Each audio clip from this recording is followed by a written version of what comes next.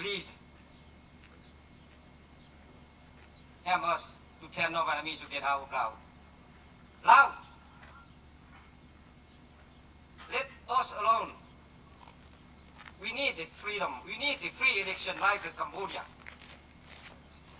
Vientiane peace agreement signed between two factions, between the communists and the free vote, guaranteed by the United States and the United Nations, who called CIC in that time.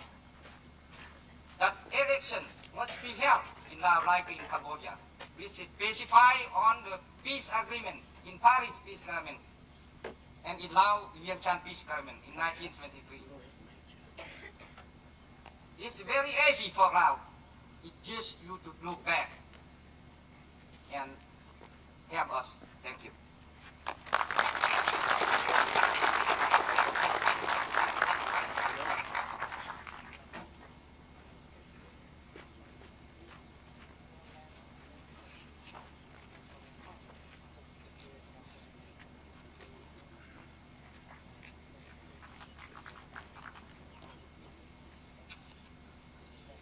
Next, I would like to introduce our Senior Colonel, Nhielu Vang, who is the Lao Hmong representative in the state of Colorado.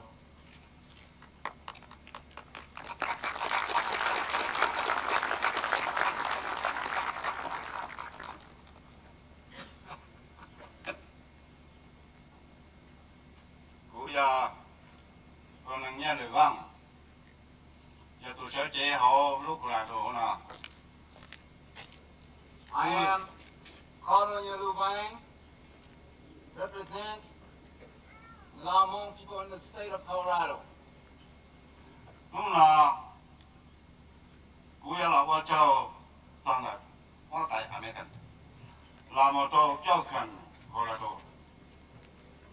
Today, I would like to thank the United States government and the governor of the state of Colorado.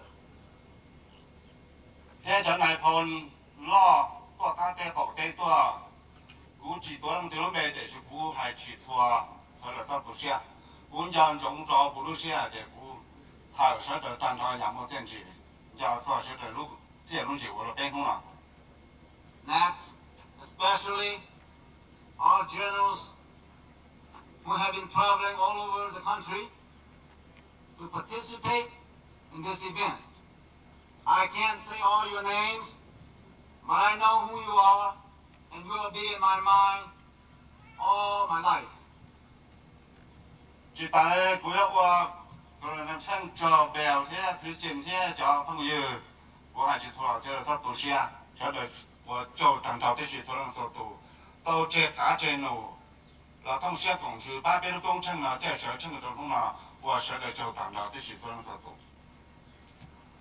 Next,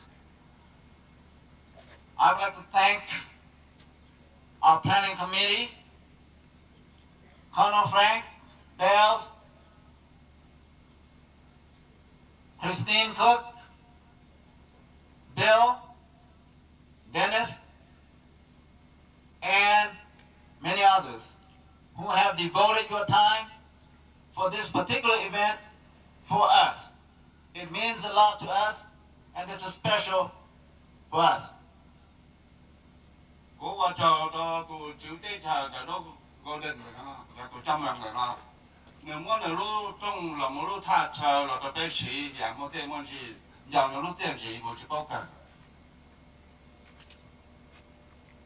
I would like to especially, personally, thank the mayor of this city, this golden city, who is kind enough to allow us to use this field for us to hold this special event. We owe you a lot, Mayor.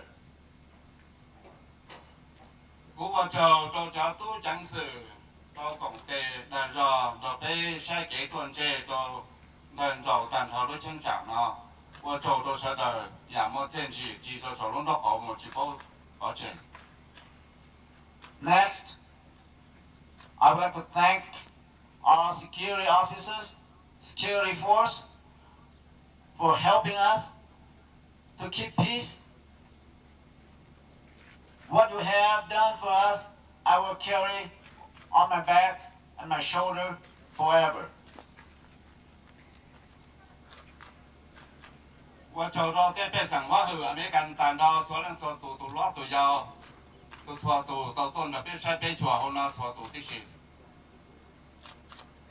Thank you, the American people.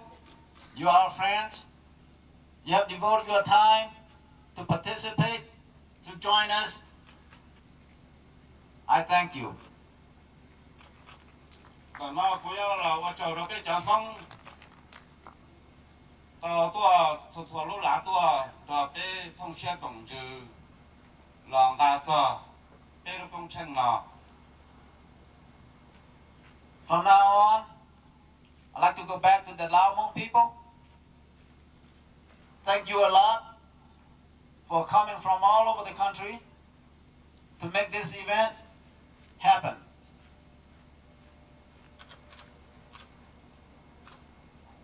要晓得要做，还得要晓得电器，古都些，把古都些的不加偏呢，这些古东些着，哎，突然做多那边好散下，路工程咯，也摸弄黑摸这摸，到边几这个家里突然做多。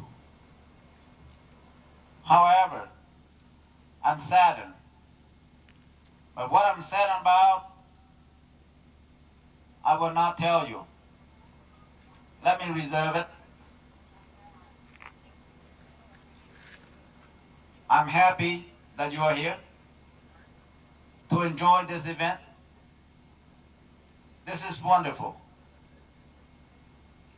好了，不要了，开刀的古都看，哎对呀。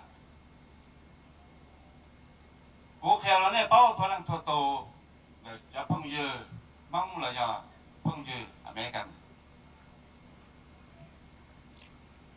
I would like to tell you something about myself, my personal history, so the Lao Hmong and the American people will know who I am. 古到我都着，波头一切就波不就去，了早到下就去，头一切就波不就去了早到早讲的要不把着放些天古都得行了。 All my life, I've been a soldier since 1945 till 1975. From 1945 until 1960, I served with the French government. From 1961 until 75, I served with the American government. 第六头一切就波到就一，了早到下就去，要路战用古到八朋友还没干了个八边路得叫些，别到工地八楼天。 第台ตัวนี้เราของเต้ยตัวจงเราเป็นตัวเกี่ยวจีบินเท่ตัวเกี่ยวไม่ชาเต้เกี่ยวไม่จบ Since 1961 all the way to 1975, we, the Hmong, the Lao, and the American, have joint efforts fighting the communists, especially in Laos, during the areas around the Ho Chi Minh Trail and Route 6 and 7, where the heavy fightings were going on. 是但係嗰度做乜仲勁？路包連到雲鐵啊下晝，因為當仲俾到龍精，嗰度做乜仲勁？當我靠到烏亂，到阿里嗰隻到大路最佢媽啦先。 Besides other things, I was badly wounded. I was badly wounded in 1970 when the communists invaded Longcheng, and I was taken to the hospital in Thailand. 我看到马大人家那往北不叫多少股，要怎么打忙，我都怎么能这么了帮那天多少的钱呢？我打忙了，弄到路我带到巴不得多少的钱呢？是在帮这么整呢？ I was hit by a B-40. I'm lucky that God, and I'm proud that God helped me, that I survived. If I'm not lucky, I will not be able to be here to join you and to tell you my whole story. 我们路我叫出来的，从那拖到平阿美近啦，我到北方去广东啦，广东啦了到到北方给朋友，啊，到我到西安来，到这路给我这些路么当地路去跑大地去跑个。 May I ask that from now on, the Americans, the Lao Hmong, try to stay together in harmony, love each other, build the friendships, respect for each other, and be strong together. 路到来了，才能那看那种了。 God bless you.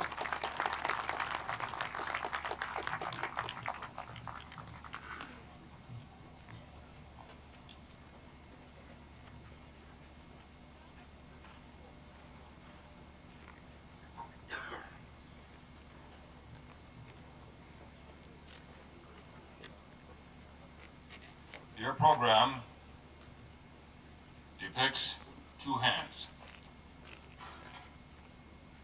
It depicts an American hand and a Hmong warrior's hand. Our next speaker could well be that American who first shook a Hmong hand in the mountains above the plain of jars in Laos. General Adderholt is your friend, as you know.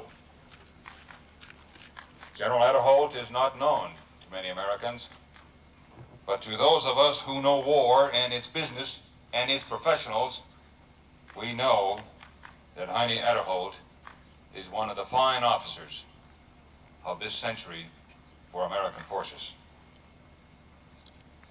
General Adderholt fought both in uniform and in civilian dress because war and freedom is his business, and you were his friend. He is our next speaker. He helped materially commanded and resourced many of your exiles, and you may be seated here because of his direct command and responsibility for you.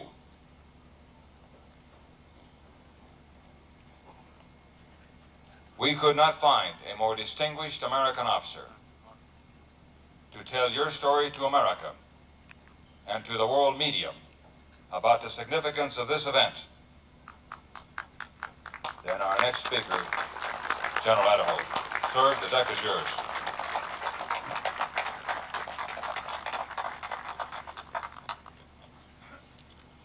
Good morning. Ladies and gentlemen, I'm honored and I'm humbled to have been invited here. This is not my forte, speaking before a large audience. What I'll say to you comes from the heart. I especially want to address my remarks at the Hmong leadership and the American leadership of those people who commanded American units and fought in the secret war in Laos.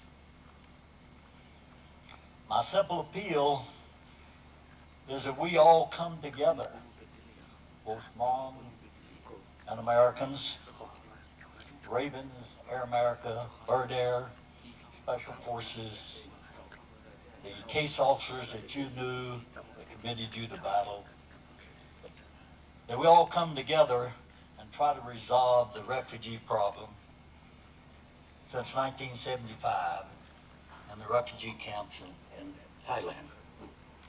And further, to change the government system in Laos so that many of you people can go back to Laos and that we can stop the abuse and persecution among citizens who are presently in Laos.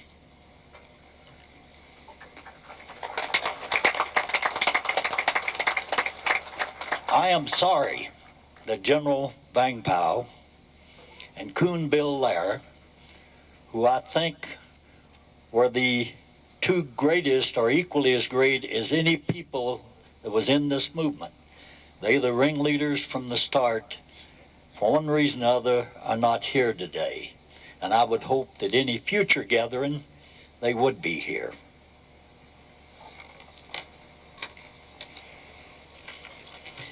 Nearly 34 years ago, in the fall of 1960, I met with then Major Vang Pao and Mr. Bill Lair, a little village overlooking the PDJ, Padong. I know you're all familiar with it. And we primarily drank that terribly strong and effective Lao whiskey, Hmong whiskey, out of a long bamboo shoot, and got thoroughly drunk and sick. But we also talked about the Hmong and the U.S. government's requirement for them to participate in our secret war in Laos. We drank a lot and we did a lot of promising. And we Americans agreed to provide you the wherewithal to wage war against the communists. And you in turn pledged that you would fight the communist enemy in Laos, and you did. In those early days, the United States government was looking for allies to support their policies in Southeast Asia. And the Lao Hmong were seeking their freedom and equal rights as free citizens of Laos. Not only were you seeking freedom and equal rights, but you were willing to fight and die for it. And that day agreements was reached, and General Vang Pao, then Major Vang Pao, organized and led his forces and his people in a war against the communists for 14 years. And they believed they had a trustworthy ally, the United States of America, who would stand by them to the very end and never go back on its solemn promises that had been agreed to that day and the days to follow. And I want to remind you at that time, early in the game, we even talked about a safe haven over on the Thai border in case the Hmong were overrun in Military Region 2.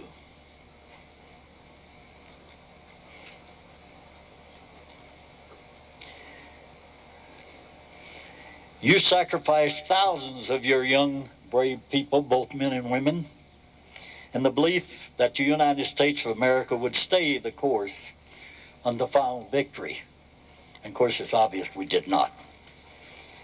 And so today we are gathered here today to pay tribute to the most brave and loyal group of combat soldiers that I've ever known, and to those who made the supreme sacrifice, and to their families. I want you to know that what my government did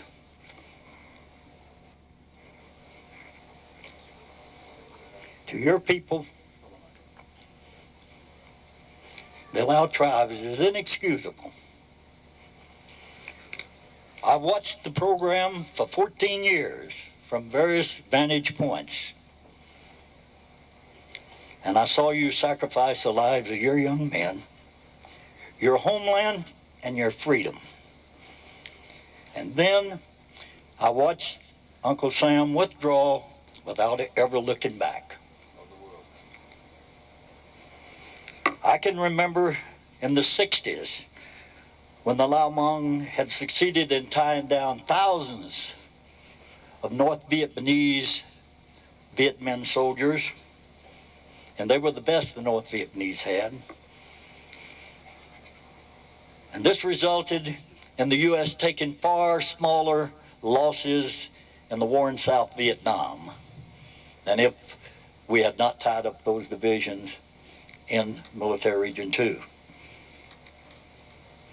Your constant attacks on the Ho Chi Minh Trail stopped the flow of supplies to the south. And your protection of Site 36, which we used as a recovery base for our downed airmen,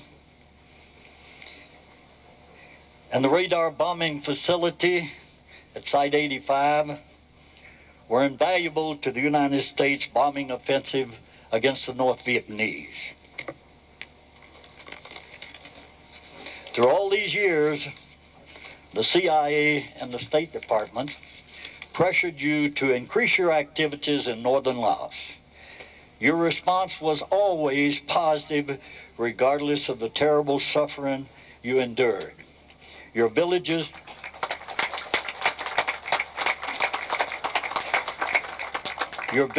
came under fire, and many of your family members were killed or wounded, and more than 10% of your people were casualties. That would be equivalent to about 50 million Americans if we were based it on the population ratio. And of course, these were your finest young men, many of your finest, but you still remained a staunch and loyal ally.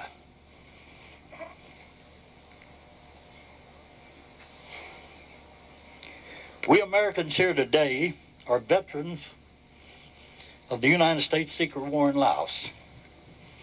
And we're very familiar with what your nation did for those many years, 14 to be exact, of conflict in that secret war to assist U.S. policy. And what did we do for you, our staunch and loyal ally? As I said before, we provided you the wherewithal to pursue the war as long as it served our purpose. Then when our policymakers, if you've read Mr. McNamara's book that we gave up very early in the game, we decided to withdraw from Laos in 1975, and we withdrew without even looking back. In fact, we withdrew without arranging a refugee withdrawal plan. I know because I had to send airplanes on a moment's notice to get people out of Long Chin, although I wasn't in the State Department chain of command. Without looking back to ensure that our Lao Hmong allies and their families were provided for during the withdrawal and to relocate them outside of Laos. Without looking back to see that those in Laos who could not escape were properly represented in the United Nations. You know, the Hmong have no representation, and it was our responsibility to represent them.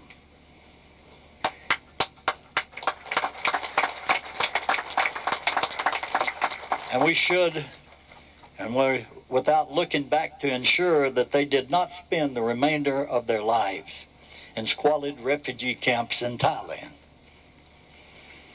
What really happened was that the thousands of Hmong who remained in Laos were brutally punished for their support of the United States. They were doused with deadly chemicals, as you're aware, and which we denied, from the air. They were forced from their homes and villages, incarcerated, and many died by being tortured or starved to death. This is not hearsay. This I know is true. And for those who fled to Thailand, what they thought was safety and refuge became 20 years of incarceration in squalid camps.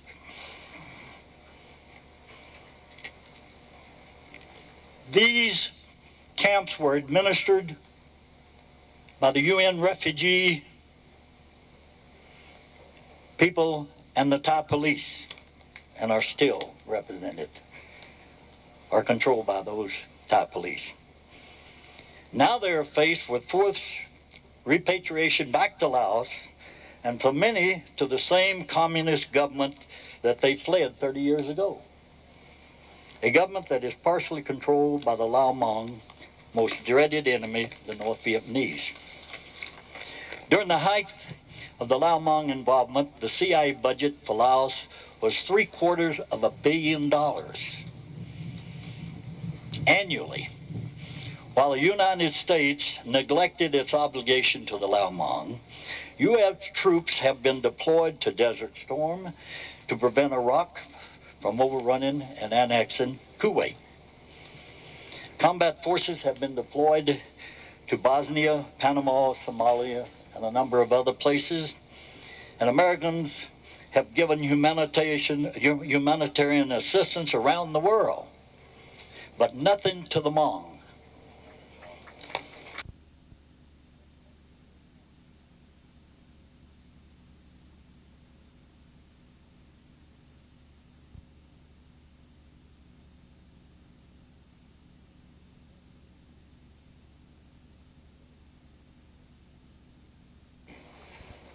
Ever where CIA operations were coterminous with military operations in the field, did we have a better, a more dedicated ally than the Hmong in Laos.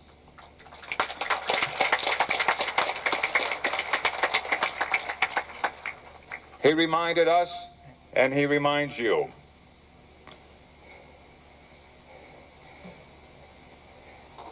that you must continue with that same tenacity here in America as an example for education, for your children, and your future. And as Ambassador Zakhem reminded you, the battles in the field are sometimes not as severe as the battles for peace. Your battle is the most exemplary battle of an exile family ever to reach these shores since 1775, as I see it.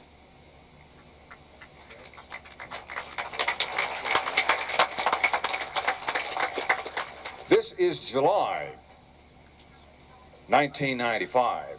July is the month when Americans, since our foundation, take time to honor our past because they know the past. You are our future, and we are so happy that you are so strong to reinforce us.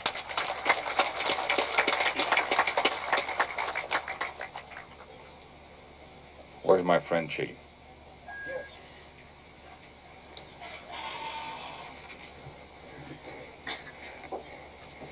Culture has its role, literature has its role. Chi has a marvelous role to portray for us at this moment.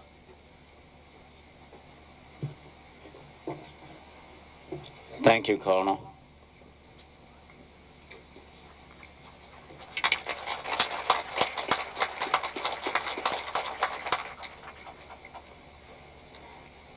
Next, I would like to introduce a welcome from the Lao Hmong youth, Cielo and Tuna Yang.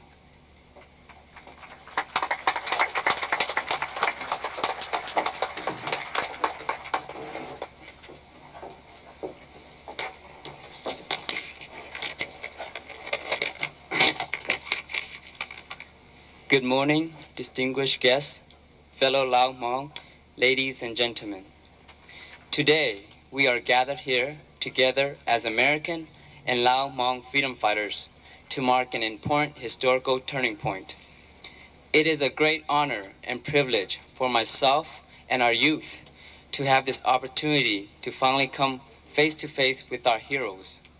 Sometimes we, the youth, often take for granted the things that are essential to us, such as freedom, liberty, and the pursuit of happiness and education.